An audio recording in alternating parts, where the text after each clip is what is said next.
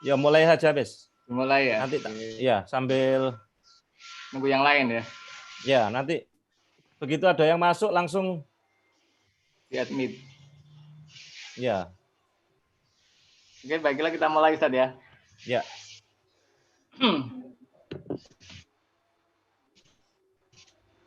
Oke, assalamualaikum warahmatullahi wabarakatuh. Oke, Waalaikumsalam. alhamdulillahirabbil alamin. Allahumma sholli ala sayyidina Muhammad wa ala alihi washabihi ajmain. Amma ba'du. Oke, puji syukur kehadirat Allah Subhanahu wa taala yang sudah memberikan rahmatnya pada kita semua sehingga kita bisa merasakan nikmatnya iman dan Islam dan juga kesehatan sehingga kita bisa melakukan kuliah online menulis. Ya, oke. Salawat dan salam senantiasa tercurahkan kepada Nabi besar Shallallahu Alaihi Wasallam, Nabi besar Muhammad Shallallahu Alaihi Wasallam beserta keluarga, sahabat dan juga para pengikutnya. Oke, alhamdulillah pada kesempatan ini kita bisa melakukan satu kuliah online dengan yang akan nanti dimentori oleh Dr. Nasrullah Syarif. Beliau adalah seorang motivator yang luar biasa, nasional, tingkat nasional. Oke, tapi sebelumnya perkenalkan saya adalah Muhammad Effendi. Saya ditunjuk sebagai host di sini. Saya adalah salah satu anggota atau kru komunitas garis bawah, komunitas menulis yang punya keinginan untuk terus bisa istiqomah menulis untuk menginspirasi umat. Oke, langsung saja ya. Saya sapa Ustadz Syarif.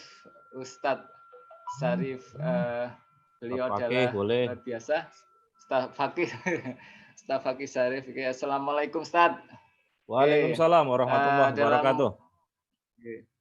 Dalam kesempatan ini nanti akan ada satu tema yang akan kita angkat dalam kuliah menulis online edisi pertama ya. Untuk saat ini sudah edisi pertama dengan temanya adalah ujung penamu adalah senjata dakwahmu. Nah, itu nanti temanya yang akan disampaikan oleh Ustadz Syarif. Dan saya sangat masih ingat sekali ketika bertemu dengan Ustadz Syarif, Ustadz Fakih Syarif waktu itu, yang mana sebenarnya keberhasilan seorang penulis adalah bukan karena bakat, tapi karena kemauan kuat untuk ingin menulis dan terus menulis. Dan insya Allah nanti ketika kita terus menulis secara perlahan dan pasti kemampuan kita akan semakin membaik. Oke, langsung saja Ustadz Syarif, saya berikan kesempatan pada jenengan untuk menyampaikan tema perkuliahan online menulis pada malam hari ini. Oke, silakan Ustadz. Baik, terima kasih Mas Effendi. Alhamdulillah Mas Effendi ini adalah anggota komunitas garis bawah ya. Yang saya bina. Beliau adalah seorang penulis. Alhamdulillah tulisannya sudah banyak beredar di media online ya. Media online apa Mas Effendi? Dimensi ID dulu apa namanya? Media oposisi. Media oposisi. Tapi sekarang sudah di-branding. Ya. Baik, teman-teman sekalian, saya punya media nanti namanya Bangga Indonesia. Jadi bentuknya umum. Nanti bisa tulisan-tulisan jenengan.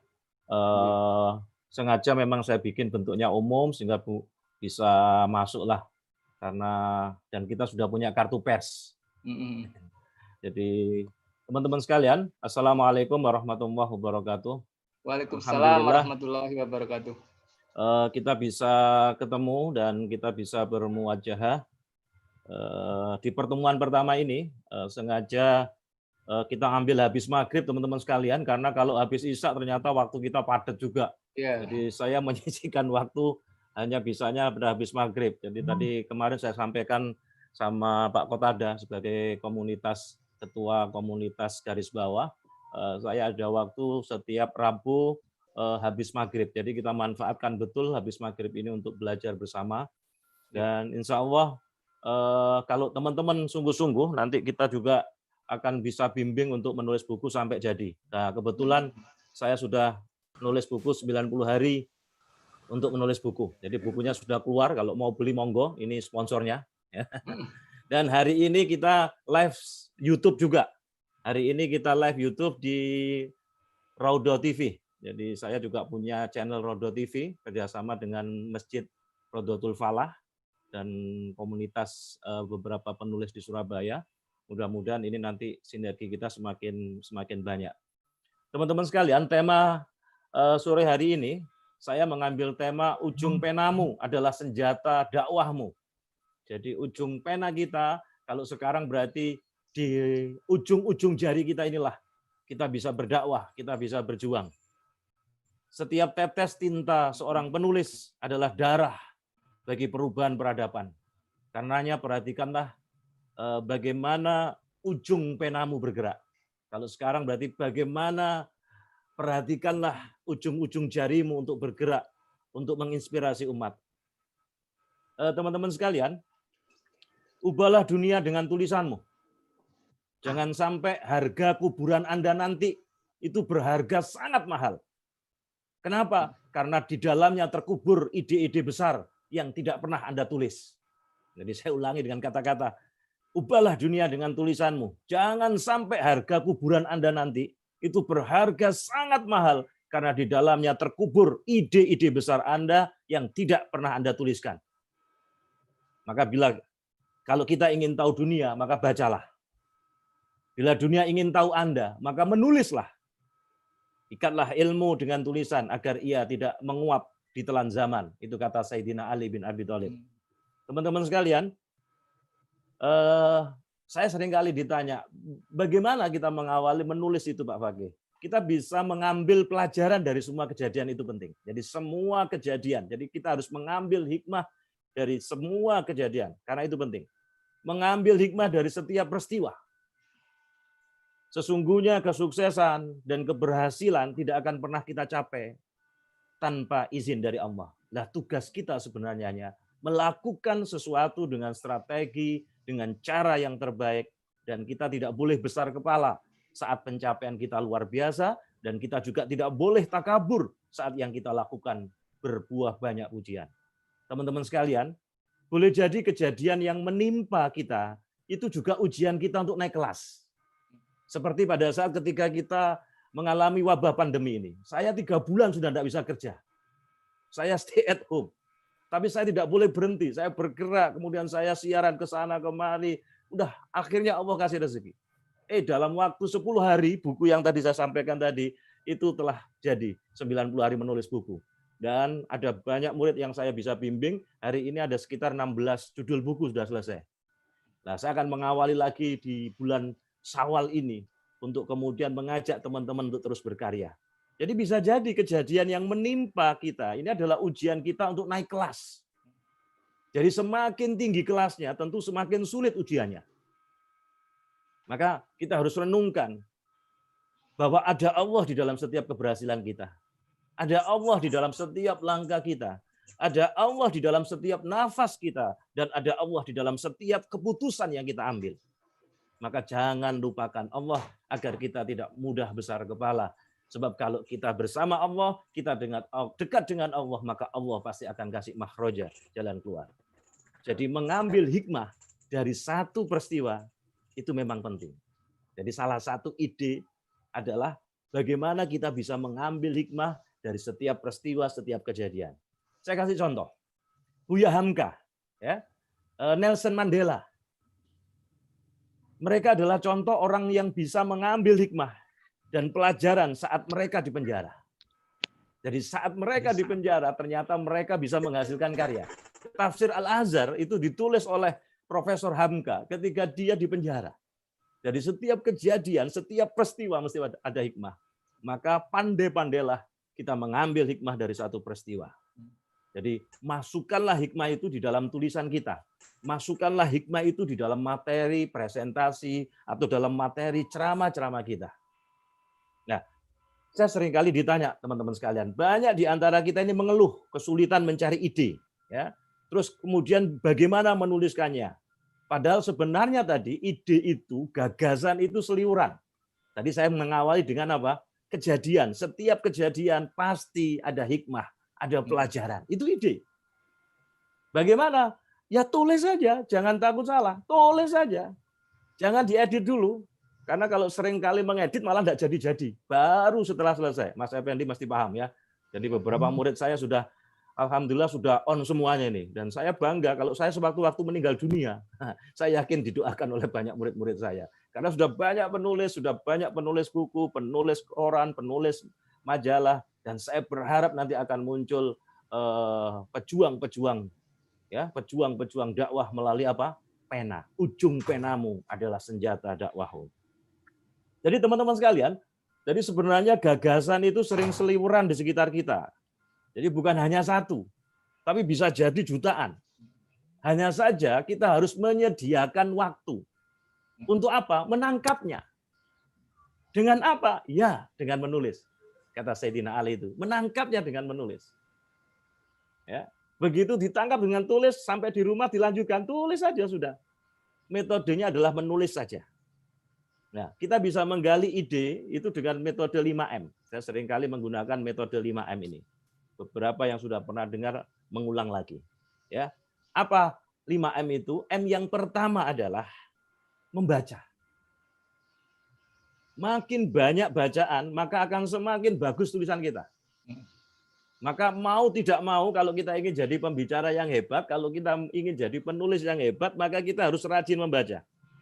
Tidak ada pembicara yang hebat yang tak rajin membaca. Tidak ada penulis yang hebat yang tak rajin membaca. Bahkan tidak ada pemimpin besar dunia ini yang hebat. Karena saya baca itu orang-orang pemimpin-pemimpin besar di dunia, ternyata mereka adalah orang-orang yang rajin membaca dan membaca buku-buku yang berkualitas, membaca buku-buku yang bergizi. Maka kalau ada pemimpin bacaannya itu buku-buku yang remeh-remeh, Anda akan tahu kualitasnya.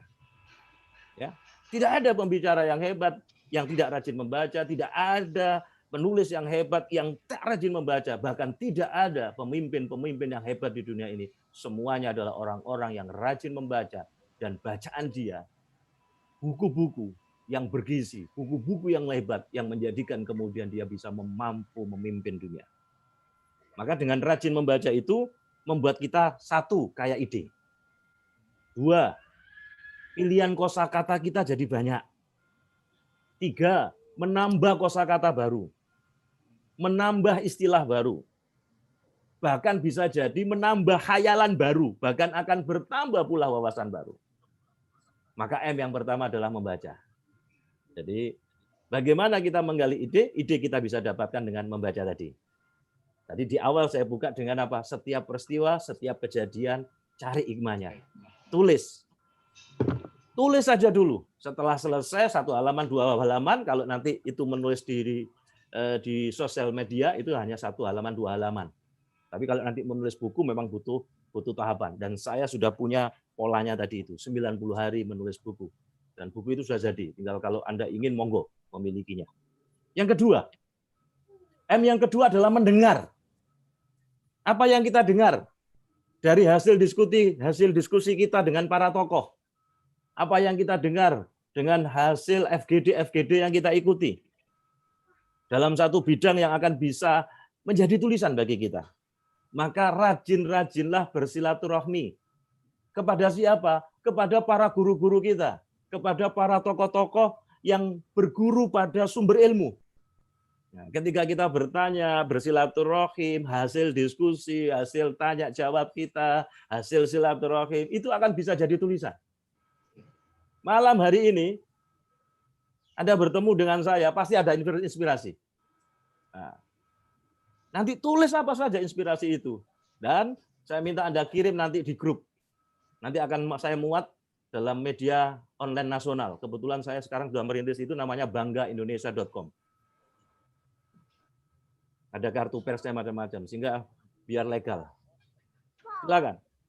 Jadi dengan mendengar, apa yang kita dengar dari hasil diskusi kita, apa yang kita dengar melalui mendengar pengajian misalnya, kita mendengar seminar, kemarin itu banyak FGD via online, itu atau pelatihan-pelatihan, maka segera Anda tuliskan apa yang Anda dapatkan. Kemudian Anda praktekkan, Anda bagikan ilmu itu kepada orang lain. Maka Anda akan semakin bertambah. Jadi kalau ilmu itu semakin banyak dibagikan pada orang lain, Anda jangan takut kekurangan. Maka Anda suruh semakin bertambah ilmu itu. Dan jaringan kita bertambah banyak. Hari ini saja kalau kita lihat, ini ada beberapa dari beberapa daerah yang hadir pada saat kita siaran YouTube ini, streamingnya ini. Kemarin, Ramadan kemarin beberapa yang ikut murid-murid saya itu ada yang dari Sorong, ada yang dari Medan, ada yang dari Kalimantan, ada yang dari Sulawesi Tenggara. Nah, kita tidak kebayang ini, ternyata wabah pandemi COVID jadi berkah juga. Sehingga kita punya jaringan, punya teman yang begitu banyak. Jadi dalam keseharian kita akan banyak apa yang bisa kita dengar. Ya. Pilih mana yang baik, ya. Mana yang menginspirasi Anda. Jadi apa yang kita dengar dalam keseharian kita itu, pilih mana yang baik, mana yang menginspirasi Anda, tuliskanlah. Tuliskanlah kebaikan yang Anda dengar itu, agar memetik manfaatnya, kemudian sebar. Jadi dengan mendengar tadi itu, kemudian kalau itu baik, menginspirasi banyak orang, menginspirasi Anda, maka segera Anda tulis. Tuliskanlah. Tuliskanlah kebaikan yang Anda dengar itu agar pemetik manfaatnya itu semakin menyebar. Kalau semakin menyebar, Anda berbagi ilmu, Anda berbagi kebaikan, derajat Anda akan diangkat oleh Allah. Tidak usah khawatir, rezeki itu akan ngejar-ngejar Anda. Itu yang kedua. Yang ketiga adalah M, yang ketiga adalah menghayal. Nah, manusia itu bisa berimajinasi. Jadi kalau Anda suka nulis cerpen atau novel, nanti akan ada kelas bagaimana kita menulis cerpen dan novel. Di buku yang saya tulis, 90 hari menulis buku itu, akan saya ajarkan juga. Jadi Anda nanti bisa memiliki, harganya cukup 69.900. Ya, kurang 170.000. Jadi daya khayal. Jadi manusia bisa berimajinasi, itulah sumber utama kalau kita menulis fiksi. Ya. Karena ada 3 genre, ada fiksi, ada non-fiksi, ada faksi. Nah, kalau kita ingin nulis fiksi berupa novel, berupa cerpen, maka imajinasi manusia itu begitu luar biasa. Bisa melalang buana, bisa menembus batas. Bahkan mimpi pun dalam tidur, setelah kita bangun, itu kalau inspirasinya bagus dan itu bisa membawa inspirasi dan membuat orang tergugah semangatnya, ditulis, tidak apa-apa. Maka tuliskan imajinasi Anda, biarkan terus mengalir. Jangan diedit dulu, saya seringkali mengatakan gitu. Jangan diedit dulu. Sebab kalau Anda mulai mengedit, Anda mematikan kreativitas. Kalau Anda sudah mulai mengedit, biasanya berhenti. Pengalaman saya bertahun-tahun, banyak teman-teman saya gelarnya sak daprek, bukunya tidak jadi-jadi. Karena apa? Sejak awal dia sudah ngedit. Saya bilang, udah tulis saja, nanti yang edit belakangan. Dibaca lagi, apalagi kalau di penerbit ada tukang editnya lagi, kan gitu. Sebab kalau kita mulai mengedit di awal, maka imajinasi Anda itu akan berhenti dan itu akan mematikan kreativitas. Jadi setelah semua khayalan, imajinasi Anda itu tertumpah, semuanya menjadi tulisan, barulah Anda lakukan proses editing. Jadi M yang ketiga adalah menghayal. M yang pertama tadi membaca, kemudian yang kedua adalah mendengar. Jadi apa yang kita baca, apa yang kita dengar, itu bisa jadi ide, bisa jadi gagasan, segera ditulis. Kemudian imajinasi, menghayal. Kemudian yang keempat mengalami. Nah, tadi setiap peristiwa, setiap kejadian, apapun kejadian peristiwa yang kita alami, ambil hikmahnya. Apa yang pernah Anda alami, apa yang Anda pernah lakukan dalam karir, dalam kehidupan Anda, itu bisa menjadi sebuah ide untuk ditulis. Beberapa murid saya 1 bulan Ramadan kemarin itu ada yang menulis kisah hidup dia. Dari lahir sampai jadi kepala sekolah. Dari lahir sampai ada yang jadi guru berprestasi. Ada yang kemudian menulis pengalaman 1 bulan di bulan Ramadan. Setiap hari itu dia menemukan puisi-puisi inspirasi. Kemudian dia tulis puisinya, kemudian ada parafrasenya. Dia by scan munculnya puisi itu apa. Nah, sehingga menarik. Tadi tidak hanya puisi saja, tetapi kemudian asbabun nuzulnya puisi, ya, asbabul wurudnya puisi, itu dia tulis itu. Ini sekarang sudah mulai proses cetak juga. Jadi apa yang pernah Anda alami, apa yang pernah Anda lakukan di dalam karir, dalam kehidupan, itu pun bisa menjadi ide untuk ditulis. Apalagi kalau Anda suka melakukan adventure, apa adventure itu? petualangan, touring. Ya, maka pengalaman Anda selama di perjalanan itu bisa pula menjadi sumber ide yang bisa Anda tuliskan. Jadi saya punya teman itu hobinya melalang buana, hobinya melakukan touring. Nah, dari melakukan touring itu dia tahu masakan-masakan enak, tempat-tempat enak, tempat-tempat wisata. Kemudian dia tulis itu, kemudian jadi buku, bahkan jadi web, akhirnya jadi penghasilan dia. Kemudian dia dirikan apa? Wisata halal itu. Bagaimana? Karena dia mengalami. Jadi apa yang kita alami? Kalau Anda mau perhatikan teman-teman sekalian, buku-buku bestseller ya, baik yang internasional, banyak yang bersumber dari pengalaman nyata para penulisnya. Ya. Saya pun sering menulis pengalaman pribadi, itu menjadi bahan-bahan buku-buku motivasi yang pernah saya tulis baik di penerbit Gramedia, baik yang diterbit Rosda Karya, Erlangga yang sekarang terakhir Erlangga. Jadi tidak ada orang yang tidak punya pengalaman, betul apa enggak? Tidak ada orang yang tidak punya pengalaman. Artinya tidak ada alasan bahwa Anda tidak punya bahan untuk dituliskan. Berarti tidak ada alasan kalau kita tidak punya bahan untuk dituliskan. Karena tidak ada orang yang tidak punya pengalaman. Apakah pengalaman kerja, pengalaman hidup. Maka tadi saya katakan cari hikmahnya. Setiap peristiwa itu ada hikmah. Kemudian yang kelima adalah mengamati. Ya, jadi M yang kelima adalah mengamati. Di dalam keseharian yang kita lakukan, pasti banyak kejadian yang bisa kita rekam. Kita ambil, itu jadi bahan tulisan. Ada yang mampu menggugah pikiran kita. Ada pula yang menyentuh hati. Itulah inspirasi. Kalau tidak segera kita tulis, hilang. Tulis saja. Misalnya di jalan. Begitu ada inspirasi, berhenti aja naik mobil atau minggir sudah motornya, diketik aja di HP-nya. Nanti sampai di rumah diteruskan lagi. Karena ide dan gagasan itu kalau tidak segera ditangkap, maka dia akan hilang. Cepat hilang sekali. Maka tulis saja, jangan diedit dulu. Kalau semuanya sudah Anda tuangkan dalam tulisan, barulah kalau sudah selesai dibaca ulang, diedit. Jadi dari mengamati apa yang di sekitar, kita akan kaya pengalaman. Kita akan kaya nilai-nilai kehidupan. Maka tulislah, kemudian postinglah di blog-blog Anda, di FB Anda, dan dunia memerlukan banyak tulisan yang menginspirasi. Jadi dunia memerlukan banyak tulisan yang mencerahkan, yang melembutkan jiwa, bahkan menyadarkan umat manusia. Maka tadi saya katakan, ujung penamu adalah senjata dakwahmu. Teman-teman sekalian, itulah metode 5M, bagaimana kita menggali ide. Berikutnya, bagaimana agar materi yang kita sampaikan, tulisan-tulisan yang kita sampaikan itu bisa menggugah, maka buatlah pertanyaan yang menggugah. Jadi Anda buat pertanyaan yang itu menjadi perenungan bagi pembaca. Pertanyaan-pertanyaan yang bisa Anda buat dengan terbuka yang memang itu menggugah pikiran, menggugah pembaca, menggugah peserta Anda. Misalnya, Anda bisa mengawali itu andai Anda boleh mengulang kehidupan Anda. Bagian-bagian hidup manakah yang akan Anda ulang? Misalnya gitu.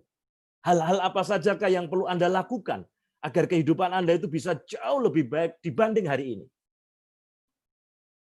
Kapan dilakukannya? Andai orang tua Anda tahu semua hal yang Anda lakukan, apakah ia bangga kepada Anda?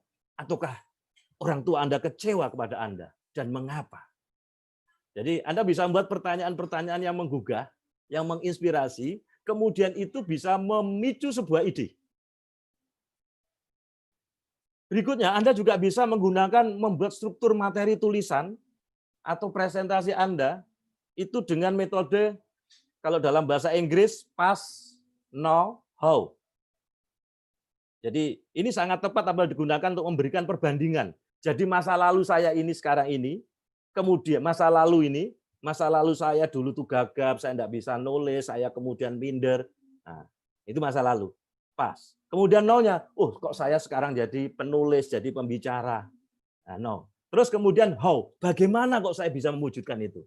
Nah, Anda bisa menggunakan metode past, now, how. Jadi apa? Masa lalu, masa sekarang, kemudian how. Anda bisa menulis dengan gaya itu. Masa lalu Anda kayak gini. Kok sekarang saya sudah berubah? Lah, bagaimana saya bisa berubah menjadi seperti sekarang? Nah, Ada murid saya yang kemarin menulis gayanya kayak gitu. Dan jadi buku. Saya kasih judul Si Bawang Putih Merajut Asah dan Merajut Impian. Seorang wakil kepala sekolah di Jember. Jadi bagaimana dia dulu minder. Jadi Anda bisa menggunakan pola tadi itu. Ya, atau Anda bisa pula menggunakan pola ada poin, ya, ada poinnya, kemudian ada reason alasannya, kemudian example ada contohnya, kemudian ada poin. Jadi Anda mengembangkan satu poin, kemudian Anda menyodorkan alasan kenapa kok poin itu penting, kemudian dilanjutkan dibahas, kasih contoh, kemudian disimpulkan poinnya. Nah, jadi Anda bisa menggunakan pola itu. Jadi poin, reason, example, poin. Jadi Anda mengembangkan satu poin, dari satu poin itu kemudian Anda menyodorkan alasan, kenapa kok poin itu penting? Kenapa kok Anda harus bahas? Kemudian dibahas lebih dalam, kemudian dikasih example, contoh, setelah dikasih contoh, baru Anda simpulkan. Anda bisa model menulis dengan kayak gitu, itu non-fiksi. Atau Anda bisa menulis dengan metode 6 topi berpikir. Nah, saya sudah pernah sampaikan di dalam kelas-kelas. Jadi kalau Anda bisa memulai topi putih, itu berarti Anda bicara tentang data, fakta, informasi. Itu berarti Anda menggunakan topi berpikir putih. Kalau Anda sudah mulai menemukan harapan, ada gagasan-gagasan yang luar biasa, berarti Anda sudah pakai topi kuning. Kalau Anda sudah menemukan solusi, ide-ide kreatif, maka Anda sudah menggunakan topi hijau. Kalau Anda sudah kemudian dari topi hijau itu kemudian dikritisi, Anda berarti menggunakan topi hitam. Kalau Anda sudah melibatkan emosi dan perasaan, maka Anda sudah pakai topi merah. Kalau Anda sudah menyimpulkan, maka Anda topi biru. Nah, ada 6 topi berpikir. Jadi topi putih itu berbicara tentang informasi, data, dan fakta. Kemudian topi kuning itu bicara harapan, semangat, alternatif. Kemudian kalau topi hijau itu kita berbicara dan menulis tentang ide-ide kreatif, solusi. Kemudian kalau topik hitam itu kita sudah menganalisa, mengkritisi dengan dalil, dengan teori. Kemudian kalau kemudian kita topi merah, kita sudah melibatkan emosi. Suka atau tidak suka, melibatkan emosi dan perasaan Anda. Dan kalau topi biru, Anda sudah mulai menyimpulkan. Jadi Anda bisa menggunakan alur-alur yang saya sampaikan ini. Teman-teman sekalian, jadi ternyata ide itu begitu luar biasa. Tinggal bagaimana kemudian kita mengemasnya. Nah, seringkali saya mengatakan tugas kita sebenarnya sebagai pembawa pesan adalah menciptakan keadaan agar yang merasa membutuhkan materi yang hendak kita sampaikan itu, audien itu merasa penasaran. Maka kita harus mampu menarik pikiran dan hati audien itu. Jadi kita memberikan tawaran dari yang paling tidak dipilih hingga yang sangat dipilih oleh audien. Atau kita bisa menarik perhatian, Anda bisa membuka tulisan atau presentasi Anda itu dengan menyajikan data yang mengejutkan.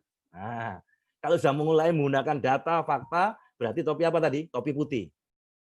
Anda bisa juga mulai dengan analogi yang menohok. Jadi ketika mengawali tulisan, itu banyak-banyak pilihan. Nanti di buku yang saya tulis itu nanti ada banyak contoh, dan Anda bisa memilih itu. Teman-teman sekalian, kita tidak boleh lupa, orang Indonesia itu budayanya menyukai cerita. Maka tulislah cerita yang bisa menginspirasi banyak orang. Ya, jadi kalau jenengan itu suka baca buku-buku cerita, Anda punya kekuatan di storytelling, maka Anda tulis dengan cerita. Dan kebetulan orang kita ini, orang Indonesia ini suka cerita. Anda juga bisa memperkaya tulisan Anda dengan humor-humor segar. Ya, yang mendukung materi yang Anda sampaikan dalam tulisan atau presentasi Anda. Tentu yang saya maksud humor itu adalah humor yang memberi pencerahan, ada value, ada nilai, ada pesan moral di dalamnya. Ya. Jadi agar materi kita ini lebih motivatif, gunakan cerita yang menggugah. Ya, gunakan cerita yang menginspirasi. Dan cerita yang paling kuat dan yang orisinil adalah cerita tentang diri sendiri. Cerita tentang pengalaman orang lain yang sudah sukses.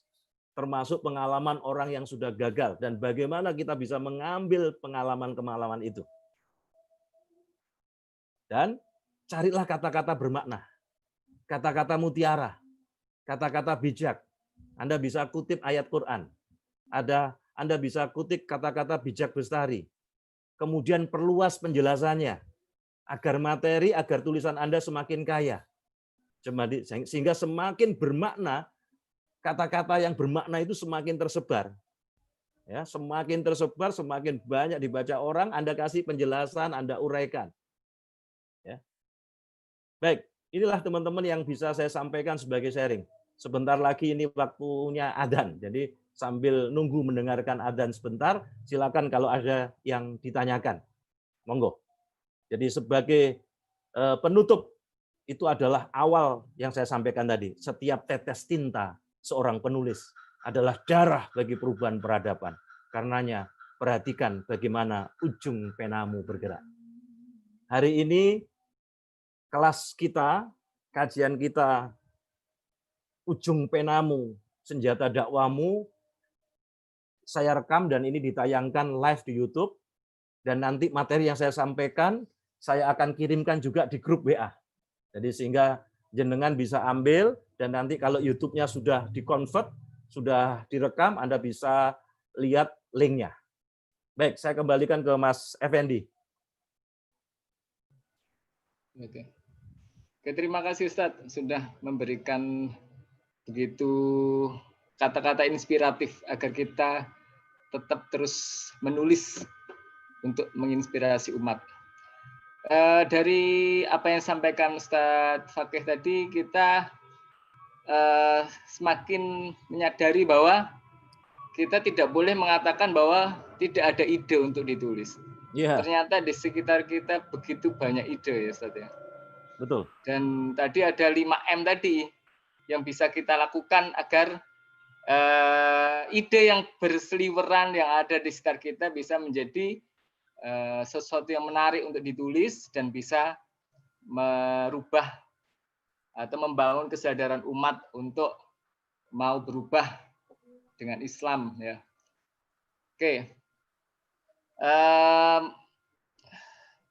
Saya berterima kasih sekali karena sudah mendapatkan wejangan atau kata-kata inspiratif yang sangat menyentuh sehingga semoga kita bisa terus istiqomah untuk menulis dengan ujung-ujung pena kita, maka kita ini akan kita jadikan satu senjata dakwah kita. Mungkin karena waktunya masih ada, kita buka forum tanya jawab tadi, nggih. Ya, silakan. Oke, ada siapa 36 orang yang ikut. Yang ikut ya. Ya, ada 36 orang. Silakan, monggo. Oke. Silakan yang mau bertanya langsung aja ya. Ini ada Pak Agus yang tanya ya. Oke, silakan. Siapa yang tanya ini? Agus Abu di sini. Raise hand. Ya, assalamualaikum warahmatullahi wabarakatuh. Waalaikumsalam. Ya, silakan. Assalamualaikum Pak Ustadz Fakih. Ya, waalaikumsalam. Mau tanya terkait kadang-kadang kita pengen ya menulis pengalaman atau ya intinya utamanya pengalamannya. Ya. Tapi kadang-kadang kita ada rasa, wah kalau saya tulis nanti apa enggak dikira sombong atau apalah itu, pamer gitu. Nah untuk menghindari yang seperti itu gimana Ustaz? Ya, pertama Anda niatkan untuk berbagi inspirasi. Siapa tahu dengan inspirasi yang Anda tulis itu bisa menggerakkan orang berubah jadi baik. Kan dapat pahala.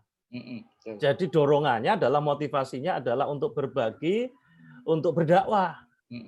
Kalau Anda misalnya tidak mau, Anda bisa samarkan. Habibur Rahman El-Shirazi itu menulis ayat-ayat cinta, itu sebenarnya kisah nyata. Tapi kemudian dikemas oleh dia dalam bentuk novel, maka jadilah faksi. Jadi sebenarnya faksi. Itu kisah nyata, itu kisah nyata. Tapi kemudian ditulis dengan gaya novel, nama disamarkan, maka jadilah novel ayat-ayat cinta. Ada 3 genre penulisan itu, jadi bisa fiksi, berdasarkan imajinasi, yang kedua adalah non-fiksi, berdasarkan data dan fakta tadi, bisa juga faksi. Faksi itu kisah nyata sebenarnya, tapi dikemas dengan cara novel, dengan narasi, biasanya biografi, autobiografi. Khairul Tanjung si anak singkong, sepatu Pak Dahlan, itu sebenarnya faksi. Itu kisahnya, inspirasinya dari Pak Dahlan, tapi dikemas oleh teman-teman wartawan Jawa Pos dengan gaya cerpen, gaya novel, maka jadilah sepatu Pak Dahlan. Pernah tahu bukunya? Nah, Khairul Tanjung si anak singkong. Itu inspirasinya nyata. Ya, tapi dikemas dengan novel. Sehingga orang bacanya enak. Nah, Anda bisa lakukan dengan model-model kayak gitu. Jadi beberapa murid saya yang 1 bulan Ramadan kemarin mampu menelurkan naskah buku itu, ada yang menulis kisah pengalaman pribadi dia. Ada juga bisa menulis pengalaman pribadi orang lain.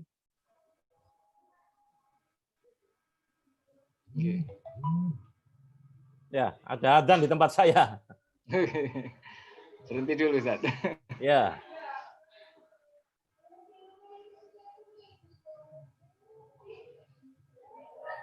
Oke, terima kasih Ustadz.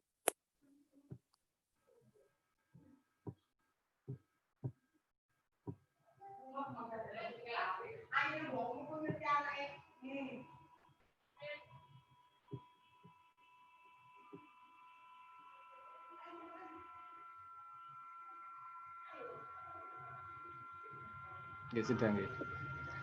Intinya bahwa sebenarnya pengalaman pribadi bisa dijadikan satu ide.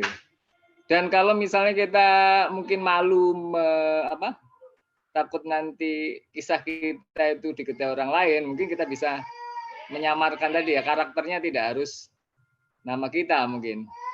Sehingga apa ya? Apa yang kita tulis memang akan bisa menginspirasi orang lain. Walaupun itu adalah tentang sesuatu yang kita alami atau kisah hidup kita sendiri. Tidak mesti harus dengan karakternya adalah diri kita, mungkin bisa orang lain saja. Mungkin ada lagi yang mau bertanya atau ingin mengetahui lebih banyak tentang bagaimana, ya. Silakan yang mau bertanya langsung aja, boleh unmute langsung berbicara sama Ustadz Fakih. Ini ada pertanyaan dari Pak Fatur Rahman, Ustaz. Oke, monggo. Bagaimana untuk melatih tulisan itu dengan bahasa segar dan ringan? Bagaimana cara sampai buku bisa diterbitkan penerbit? Oh iya.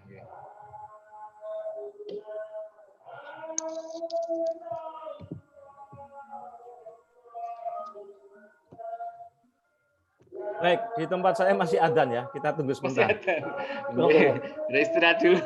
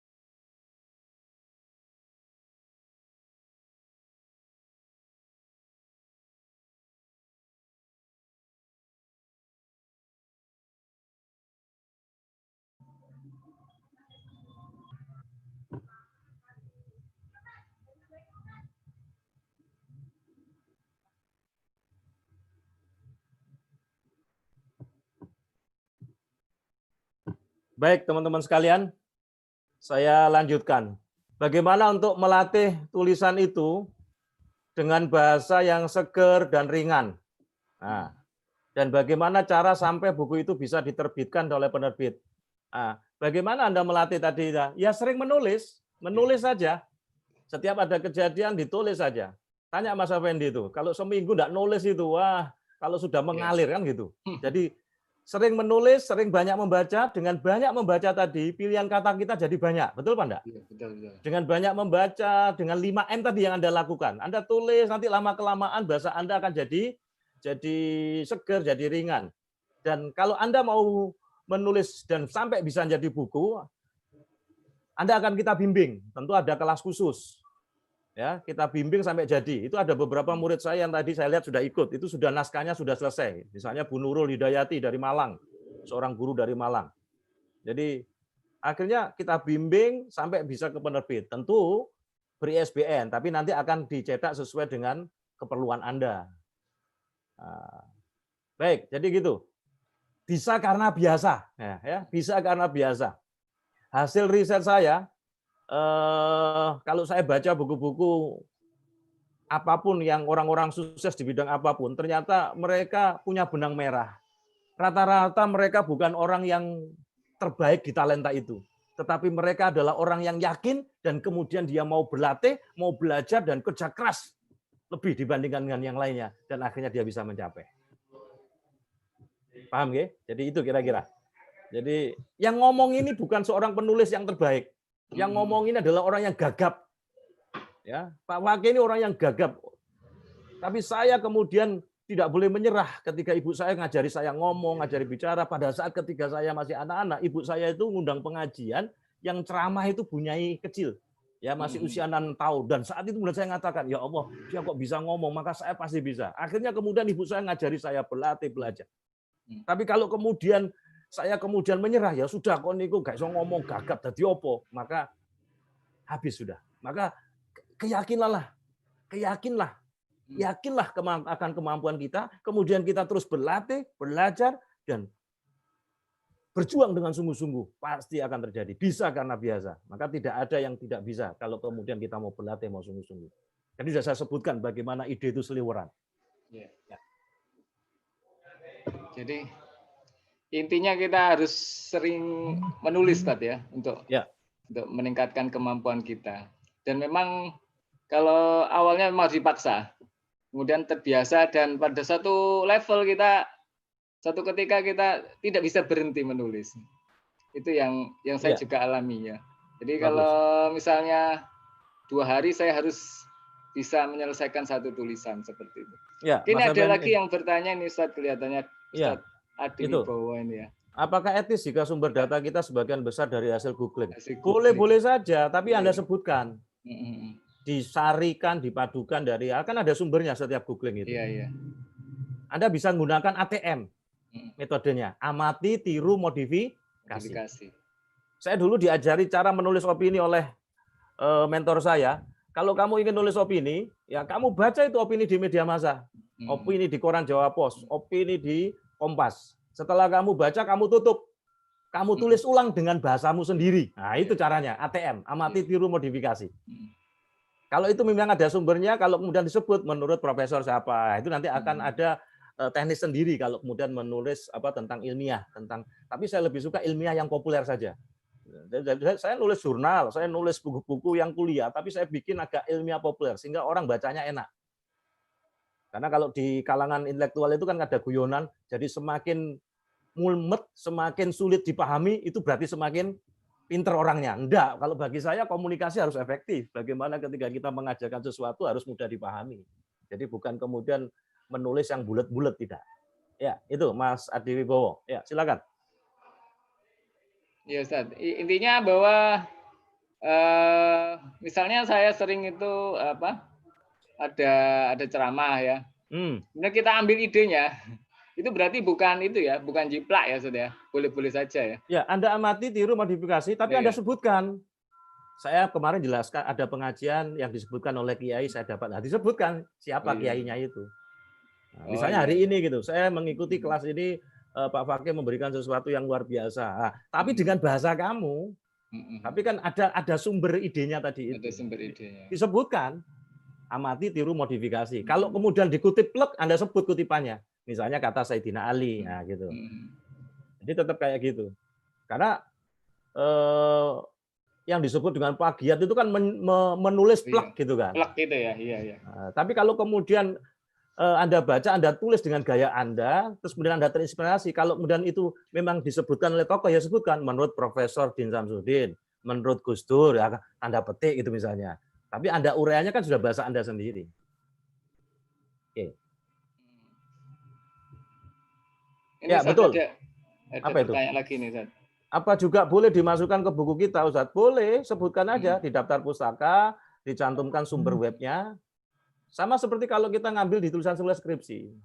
Atau kalau kemudian kalau kita ambil itu adalah kata-kata kita, boleh-boleh saja.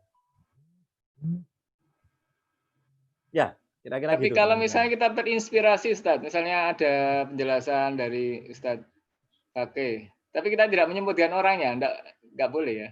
Ya, sebutkan aja. Iya, nyebutkan aja inspirasinya kan memang sebutkan. Tapi kan bahasanya bahasa Anda sudah. Iya, iya. Bahasanya sudah bahasa Anda, enggak apa-apa. Itu hanya etika ilmiah saja sebenarnya. Etika ilmiah, menghargai takdim sebagai seorang guru kan gitu. Jadi kalau saya misalnya dapat pesan dari guru, saya sebutkan ini. Saya dapatnya. Jadi kalau dalam keilmuan Islam itu kan ada ijazah, ada sanad. Gitu. Ya kan, ini anggap aja ini sanad ini. Etikanya Ustaz ya. Ya.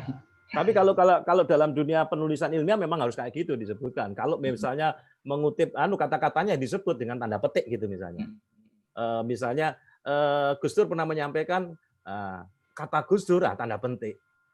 Itu aja kok repot tanda petik lagi ya gitu. Jadi kayak nulis novel gitu kalau misalnya kalau itu memang mengutip dari kata-kata tokoh. Oke. Tadi ada yang bertanya lagi nih kelihatannya. Ya. Silakan langsung aja kalau yang angkat tangan ini. Ya. Yang paling gampang itu ATM. Amati, tiru, modifikasi. Itu yang paling gampang. Betul. Itu yang sering kali saya ajarkan pada murid-murid saya. Jangan takut salah, ATM dulu lah. Ya, masih ada waktu. Silakan yang bertanya. Langsung aja. Assalamualaikum warahmatullahi wabarakatuh. Waalaikumsalam warahmatullahi wabarakatuh. Ini yang ngomong yang mana? Mau nanya. Oh ya, silakan. Mau nanya, saya dulu sebelum ngaji itu senang nulis ya, sempat bikin cerpen, bahkan bikin novel, tapi yang fiksi.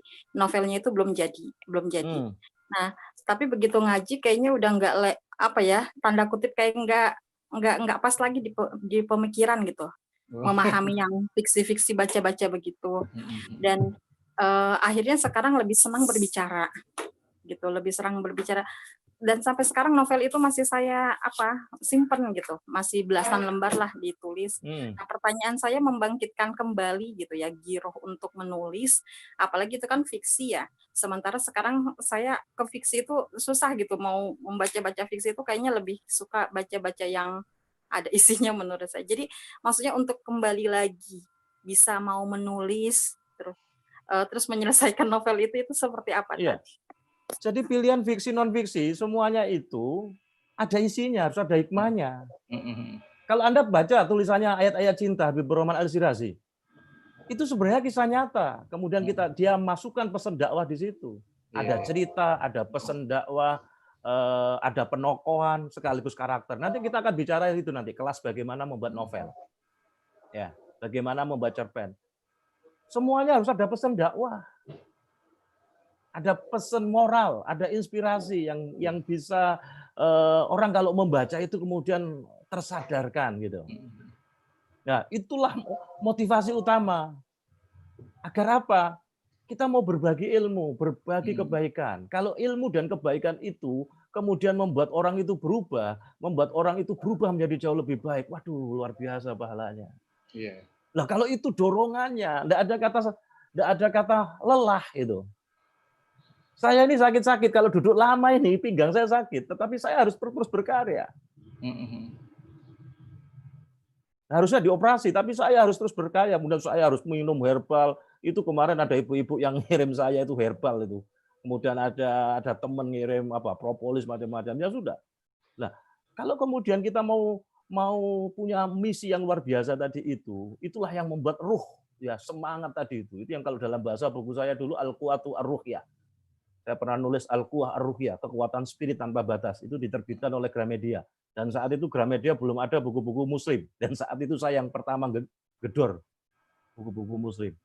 Buku-buku yang ditulis oleh, itu judulnya adalah Al-Quwah Ar-Ruhiyah, kekuatan spirit tanpa batas.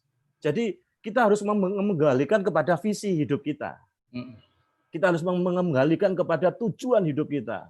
Kalau tujuan hidup kita ini jelas, visi akhirat kita jelas, dan melalui tulisan kita bisa menyampaikan dakwah itu, kita melalui tulisan kita menyebarkan sesuatu yang luar biasa, menyebarkan sesuatu yang mencerahkan, bukankah itu pahala? Maka tema saya hari ini kan apa? Ujung penamu adalah senjata dakwahmu kan gitu. Jadi Anda boleh memilih 3 pilihan tadi teman-teman sekalian. Genrenya itu terserah masing-masing Anda ya. Saya kalau membimbing kayak gitu, saya persilakan Anda mau milih genre apa. Boleh fiksi, boleh non-fiksi. Kalau non-fiksi itu berdasarkan apa tadi? Data dan fakta. Kalau fiksi itu lebih banyak daya imajinasinya. Yang ketiga adalah faksi. Faksi itu sebenarnya kisah-kisah nyata, tapi ditulis dalam bentuk novel, cerita, narasi, cerpen.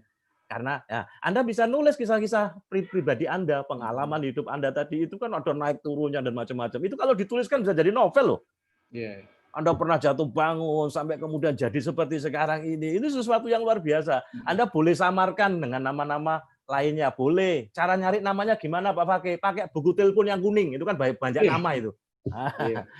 Nah, itu nanti akan saya bicarakan bagaimana kelas novel nanti, bagaimana nulis cerpen dan novel. Tetapi intinya bagi saya, teman-teman, genre itu pilihan, terserah. Boleh, Anda mau sukanya bagaimana. Anda misalnya suka nulis catatan-catatan kecil, tidak apa-apa. Gunawan Muhammad dulu itu terkenal nulis catatan kaki itu. Dia hanya catatan kaki, dikumpulkan jadi buku. Ada teman dari profesor dari ITS itu, dia nulis SMS ke anak-anaknya. Jadi tulisan SMS, kalau sekarang WA ya, SMS ke anak-anaknya ketika kuliah di Jerman, ketika kuliah di Amerika. Jadi pesan-pesan untuk anak-anaknya itu, dia kumpulkan, jadi buku. Jadi pesan-pesan untuk anaknya itu kemudian disarai, dijelaskan, dikuatkan dengan dalil, jadi buku. Jadi pesan sang ayah pada putranya. Jadi anaknya yang di Jerman, bagaimana kemudian pesan-pesannya anaknya yang kuliah di Belanda. Saya bilang ternyata SMS jenengan itu bisa jadi buku, jadi dikumpulkan. Ini ada murid saya yang 1 bulan yang lalu, dia setiap hari di bulan Ramadan dia nemukan inspirasi puisi. Ya, saya bilang jangan nulis puisi saja, tapi kemudian asbabul wurud puisi itu muncul di mana? Anda sebutkan di bawahnya itu. Jadi ada parafrasenya, ada penjelasannya. Itu kumpulkan puisinya karena tidak setiap orang itu suka baca puisi, tapi kalau puisi itu kemudian ada asbabul wurudnya ya, asbabul nuzulnya kayak maka itu menarik itu, kemudian ada gambar-gambarnya. Itu jadi menarik. Ya, saya pikir itu. Mbak siapa tadi yang bertanya? Karena namanya Agus Abu Is, isinya 2 orang. Isinya suami istri, alhamdulillah. Syukur-syukur menulis suami istri. Parenting. Ya, silakan. Ada lagi? Masih ada waktu, teman-teman sekalian. Ya, masih ada waktu. Silakan.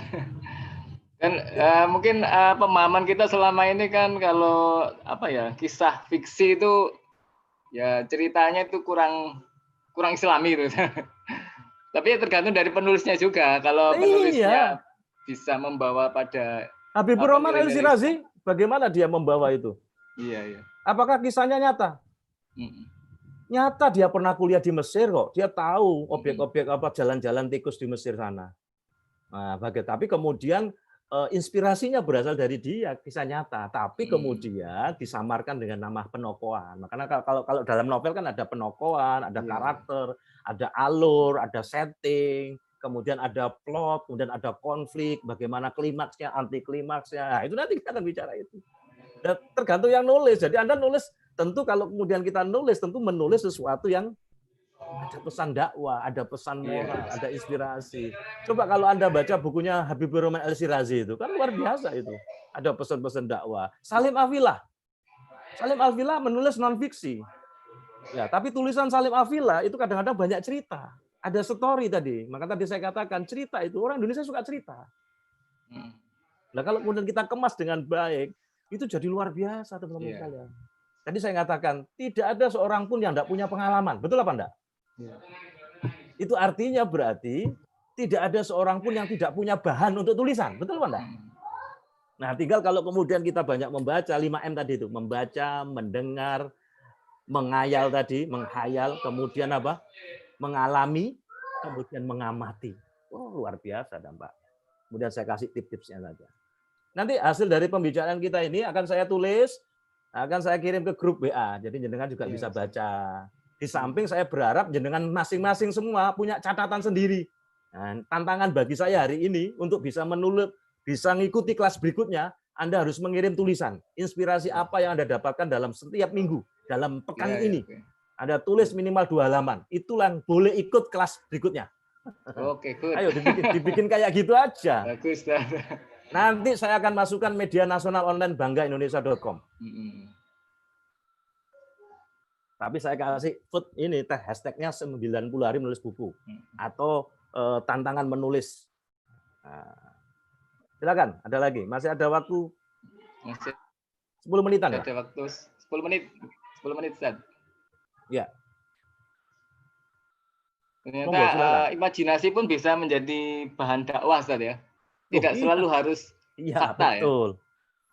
Ya nanti disampaikan. Kalau jelas kalau nulis fiksi memang imajinasi, tapi tulislah imajinasi yang kemudian memberi inspirasi. Memang ada debatable, ada perbedaan pendapat kalau dalam persoalan fikihnya. Nah, tapi kalau kemudian orientasi kita adalah untuk dakwah, insya Allah kemudian kita bisa mengambil sisi ikut tuh. Kan kita tidak bermaksud untuk kemudian membohongi dan mengelabui orang. Nah, dan memang disebutkan cerita ini adalah ilustrasi fiksi. Nah, kalau fiksi orang sudah tahu ini, tapi kemudian ketika dibaca ada inspirasi. Iya.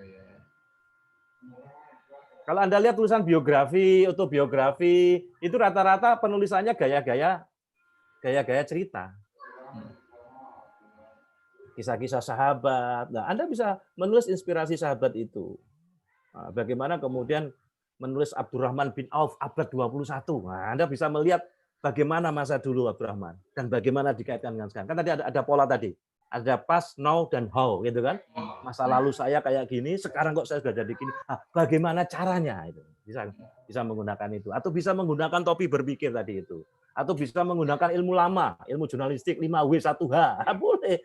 Anda bisa kembangkan. Atau Anda bisa menggunakan model tanya jawab. Ada pertanyaan dijawab, ada pertanyaan dijawab. Ada guru-guru saya, ustadz saya itu model nulisnya kayak gitu. Ada bertanya dijawab, ada bertanya dijawab. Dia mengkaji, membaca. Boleh, Anda mau pilih yang mana? Teman saya di Smart FM itu ada orang namanya Ayah Edi. Ayah Edi itu spesialis parenting akhirnya, karena dia banyak mendapatkan kasus tentang dunia anak-anak, terus kemudian dia mengasuh anak-anak dia, akhirnya dari kasus-kasus itu dia akan kumpulkan jadi pakar parenting. Ada Mas Fauzil Adim. Nah, nanti silakan Anda sesuai dengan kecenderungan Anda masing-masing. Genrenya sesuai kecenderungan Anda masing-masing, sesuai dengan keahlian Anda masing-masing. Baik, ada lagi teman-teman sekalian? Ya, masih ada waktu nih, 7 menit. Silakan yang bertanya boleh lewat chatting atau langsung angkat tangan. Ya, silakan teman-teman sekalian. Saya sudah tulis bukunya ini tadi, panduan 90 hari menulis buku. Jadi kalau Anda ingin dapatkan, nanti Anda tinggal japri, Anda tinggal hubungi di grup WA. Harganya 69.900. Ya. Terbatas, saya hanya nyetak terbatas hanya, cuma 50. Sekarang hanya tinggal 20. Karena memang ini saya tulis pada saat wabah pandemi COVID. Daripada saya nganggur 1 bulan, harus 3 bulan ya. 10 harinya saya sudah menghasilkan ini. Terus kemudian 20 harinya saya ngajar, saya kemudian ngisi di beberapa channel, dan hari ini saya ketemu dengan Anda setiap, insya Allah kalau saya sehat setiap Rebu habis maghrib.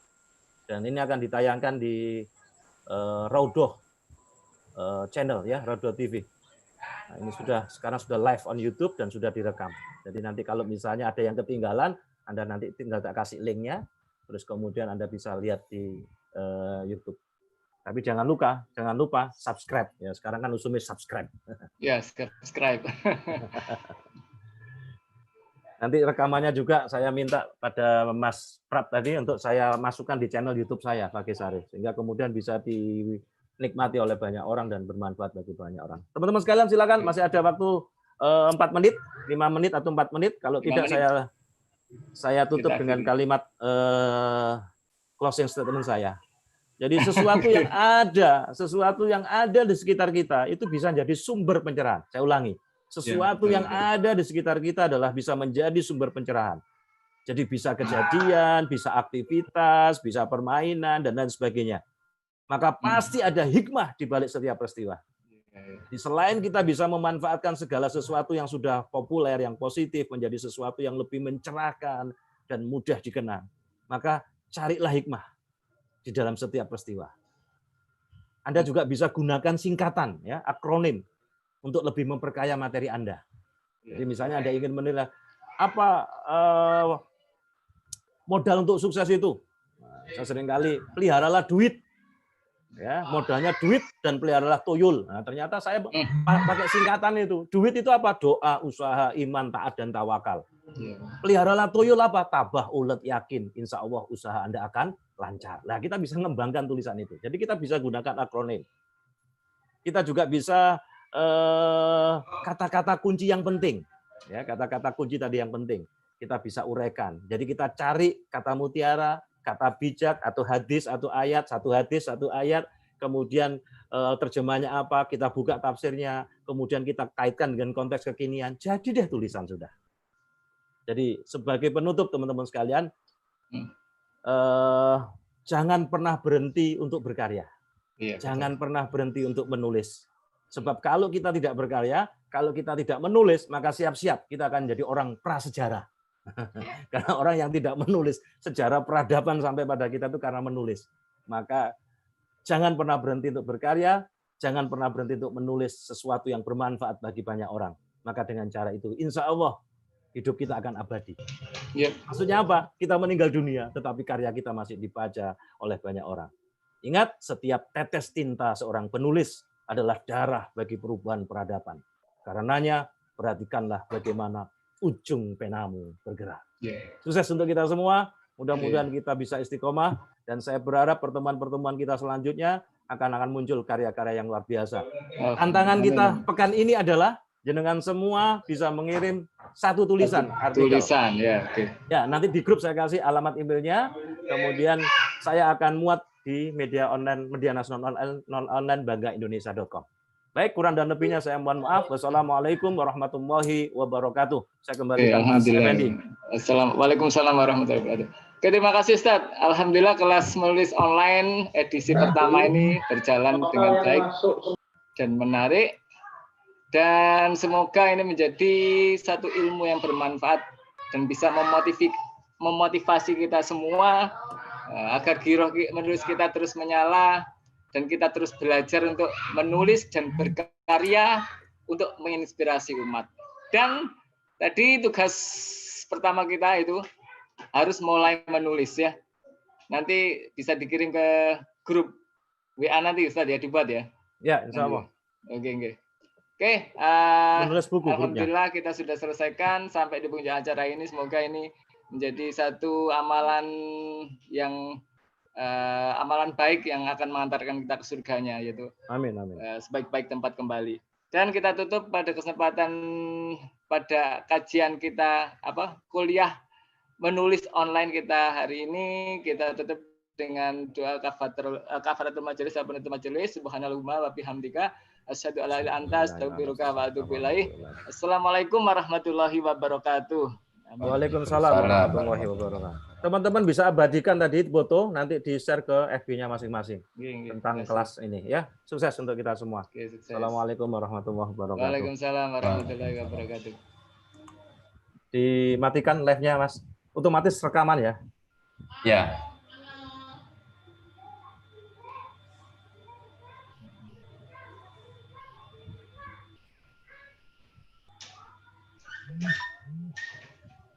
Ya, nanti bisa dilihat di tayangan ini, di link TV, Rauda TV.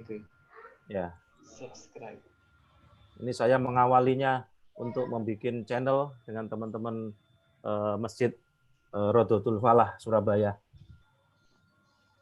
Mudah-mudahan ini jadi amalan juga berkah bagi kita semua. Baik, nanti saya share di grup WA, menulis buku. Tadi Anda tadi kan masuk linknya di grup menulis buku tadi. Di situ nanti kalau Anda ingin dapatkan buku, Anda bisa pesan ya. Ini tinggal sekitar 22. Termasuk ini bagaimana teknik penulisan buku non fiksi. Nah, ini ada juga. Nah, nanti ada itu di jawabannya. Baik, saya live dulu teman-teman sekalian ya. Sukses. Terima kasih Ustaz. Karena saya ada jadwal lagi setengah 8. Assalamualaikum warahmatullahi wabarakatuh. Waalaikumsalam warahmatullahi wabarakatuh.